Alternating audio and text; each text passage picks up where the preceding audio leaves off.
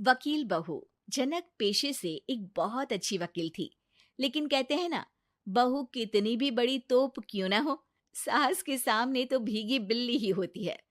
अरे जनक, क्या बात है? आज रोटी नहीं मिली अभी तक। ये तेरा कोर्ट नहीं है जो आज फैसला ना हुआ तो कल की तारीख मिल जाए। रोटी तो रोज वक्त में चाहिए। हाँ। माँ जी, रोटी तो कब की बन गई। मैंने आपको कहा तो खाना खाने के लिए, आपने शायद सुना नहीं होगा। ओहो हो, जज नहीं हूं मैं तेरे कोर्ट की, सास हूं सास। कोई दलील फालतू की मत देना यहाँ। बहुत जानती हूं मैं इन वकीलों को। अपनी बात ऊपर रखने के लिए झूठ बोलने में जरा भी नहीं सोचते।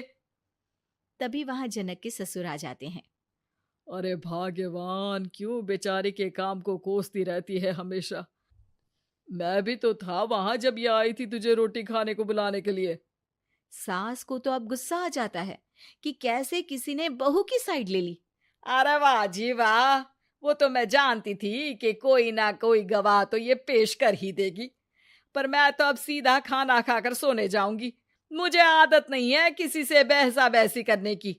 पता नहीं कैसे ये वकील इतना दिमाग लगाकर खुद तो झूठ बोलते ही हैं, साथ में झूठे गवाह भी ले आते हैं। जनक को सास के ताने सुनने की अब आदत सी पड़ जाती है। एक दिन जनक वकील की ड्रेस पर काला कोट पहनकर कोर्ट के लिए निकल ही रही होती है कि अरे कहाँ चली काला कौवा बनकर? टोक दिया ना। अब कोर्ट तो वकील वाली ड्रेस पहनकर ही जाऊंगी ना। वाह भाई वाह, दामिनी तो मैंने भी देखी है। सन्नी पाजी ने ऐसा ही कोट पहना था और कहा था कि तारीख पर तारीख, तारीख पर तारीख। मतलब कि कोई बात करनी है तो बोलिए, वरना वक्त नहीं है मेरे पास खराब करने के लिए। अरे पता नहीं तुझ में क्या देखा मेरे बेटे ने, सारा दिन वकीलों वाली बहस करती है, भोली भाली सास के साथ।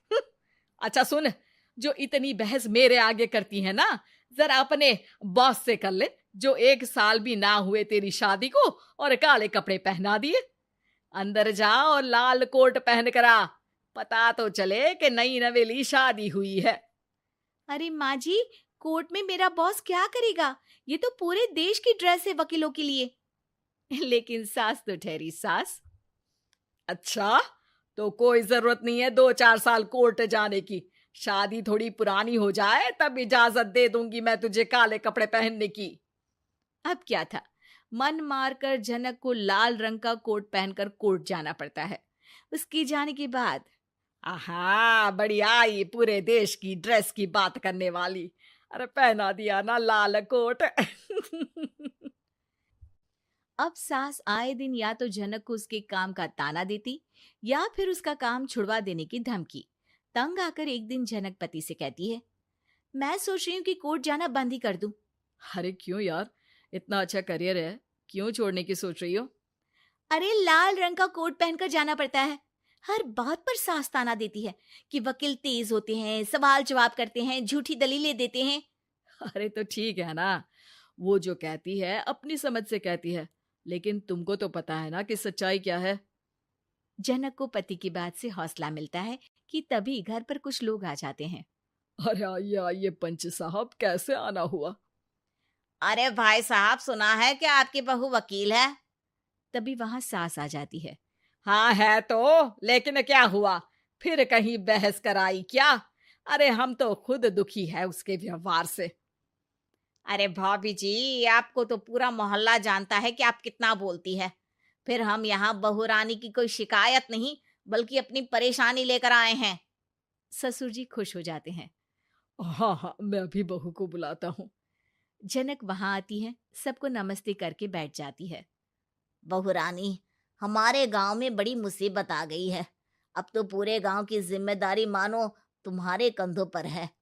अरे ना ना, इससे तो घर की जिम्मेदारी पूरी नहीं होती, ये गांव की जिम्मेदारी क्या लेगी? भाभी जी, आप चुप हो जाओ।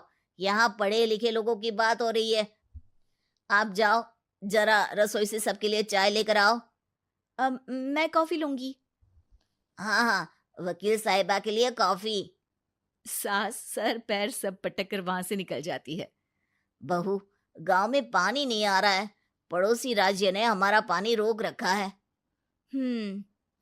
इसका मामला तो बड़े कोर्ट में चलेगा पंच जी, लेकिन ऐसा क्यों? वो राज्य हम लोगों से पानी के पैसे मांग रहा है। अब आधे गांव में पानी की सप्लाई खत्म हो गई है बहुरानी। अच्छा पंच साहब, बात गांव की है तो मैं जरूर केस लड़ूंगी। यहाँ एक बार फिर सास की एंट्री हो जाती है।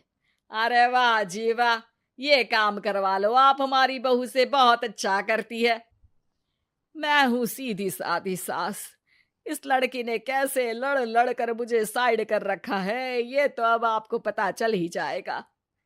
अरे भाभी जी, आपकी आवाज तो पूरे गांव को सुनाई पड़ती है जब आप बहू रानी को सुंदर वचन सुना रही होती हैं। अरे वकील बहू मिली है, फक्र करो फक्र। हाँ जी हाँ, सारी फकर तो हम लोग ही करें। खैर, अब जो केस लड़ेगी और पानी गांव में आ जाता है तो पंच साहब लिख कर देना होगा कि हैंड पाइप में सबसे पहले मेरी बाल्टी और घड़ा भरेगा। अरे फिर तो हम बहू रानी के नाम पर घर पर ही सप्लाई दे देंगे, लेकिन ये इतना आसान नहीं है। बहू, गांव के पास अभी वकील करने की भी पैसे नहीं है तो। अरे पंच साहब, ये मेरे गांव का मामला है, मैं आपसे एक भी पैसा नहीं लूंगी। सास को बहू की बात पर गुस्सा आ जाता है, लेकिन सबके जाने के बाद झनक मन लगाकर गांव की परेशानियों को दूर करने में लग जाती है। और वो दिन भी आता है कि झनक केस जीत जाती है। अरे आज तो प्लम्बर आकर घर तक पाइप लगा गया है।